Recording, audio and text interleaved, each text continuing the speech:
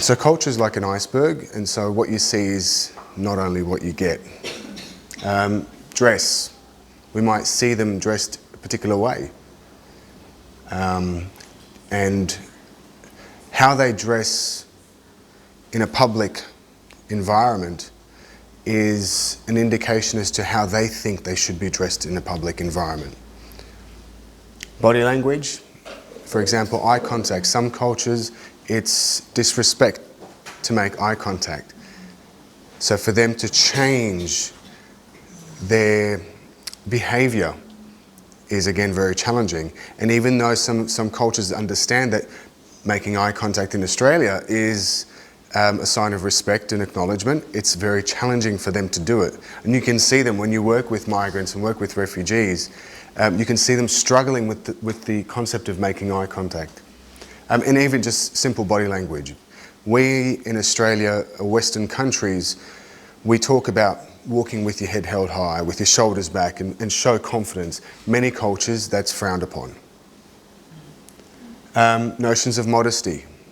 I don't want to go into too much detail here. It's a very sensitive topic, but we, as a culture in Australia, need to appreciate and understand that modesty for you is different to modesty to the next person. And that needs to be respected by everybody, and it's done by will, not force. And that's for men and women. Responses. How a migrant refugee responds may be different to the way you and I respond. When speaking in English, which could be their third language or fourth language, they are translating it word for word in their mind. So it may come across as rude. Give me that, sir.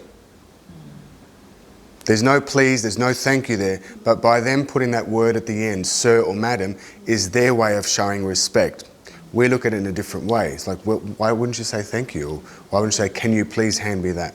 So understanding how the brain works, and for those of us in this room who have another language, would probably understand that struggle of trying to manage speaking while thinking word for word.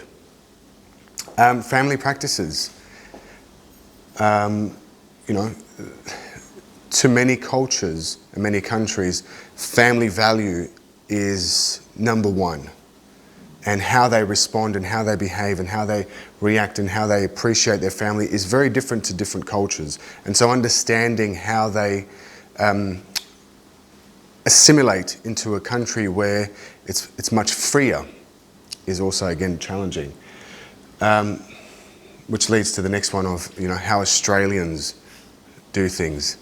I grew up in a mixed culture. So I had a Lebanese and Mexican upbringing, and the first time an Australian friend of mine asked me to go over for afternoon tea, I ate at home, then went for tea. But it was food. There was food there. I didn't understand the concept of why would you eat when you're having tea? It's the simple things. It's the very simple things of, and I was born in Australia. I just, you had dinner.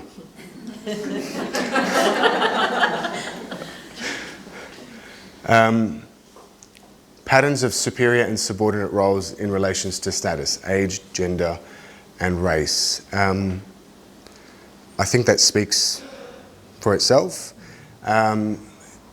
We may feel or think that something is inappropriate, ways of doing something, but it's not really our business or our right to indicate, unless obviously there are obvious signs of domestic violence or other issues. But the way one culture does something is very different to another, and being mindful that that's what people know. And over time, things become a little bit relaxed.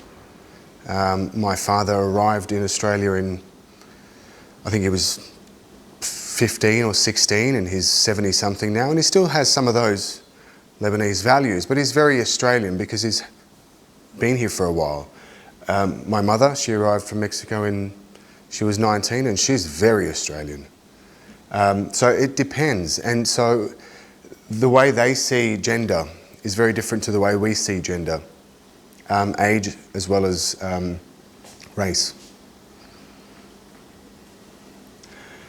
So just very quickly, just to reiterate, dress, ethnicity, eye behaviour, facial expressions, body language will differ in different cultures. Modesty, emotional response patterns, interacting socially, problem solving, concept of justice, perceptions of mental health, health in general, illness, disability, and the various patterns of superior and subordinate, as I mentioned before. What we're asking them is to compromise all of their beliefs. That's like me asking you, everything that you believe in, I'm going to ask you to compromise it now. You're struggling.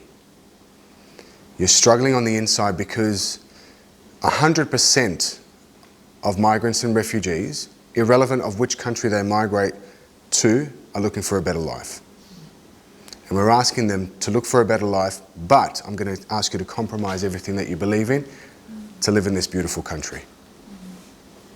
And so being aware of that struggle and what we're asking them to do will allow us to be able to view certain behaviours and certain responses in a probably slightly different way.